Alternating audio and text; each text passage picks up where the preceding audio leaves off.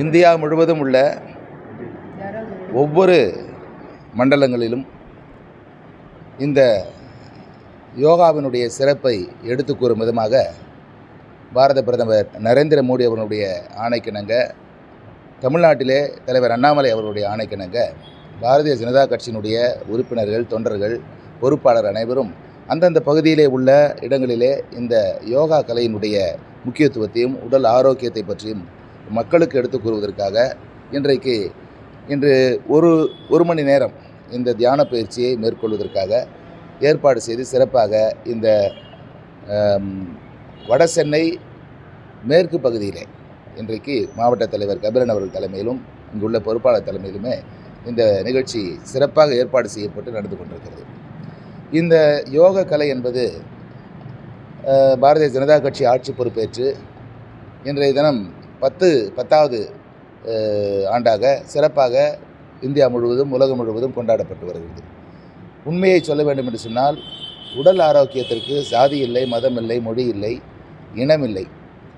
இது ஒரு பாரதிய ஜனதா கட்சி ஏற்பாடு செய்த ஒரு உடல் ஆரோக்கிய சம்பந்தப்பட்ட ஒரு உடற்பயிற்சி என்று சொன்னாலும் கூட, இதிலே அனைத்து கட்சியினரும், அனைத்து மக்களும், அனைத்து சாதியினரும், மதத்தினரும் கலந்து கொண்டு இந்த உடற்பயிற்சியை எவ்வாறு செய்தால் ஆரோக்கியமாக வாழலாம் என்ற ஒரு விழிப்புணர்வை ஏற்படுத்தும் விதமாக இந்த நிகழ்வு ஏற்பாடு செய்யப்பட்டிருக்கிறது. இந்த நிகழ்ச்சியை அருமையாக நடத்தி கொடுத்த சகோதரிக்கும், இங்கு வந்து கலந்து கொண்ட அத்தனை நண்பர்களுக்கும் எனது நெஞ்சார்ந்த வாழ்த்துக்கள்.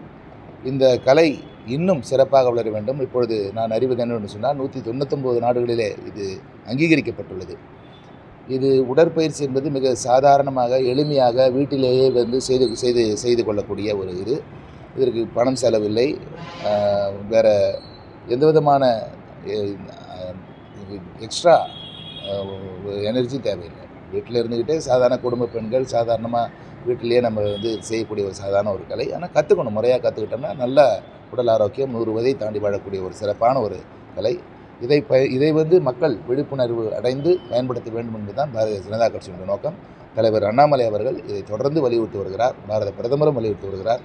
மக்களுக்கு நன்றி. தொடர்ந்து இதை பயிற்சியில் ஈடுபட வேண்டும் என்று கேட்டுக்கொள்கிறோம். நன்றி, வணக்கம்.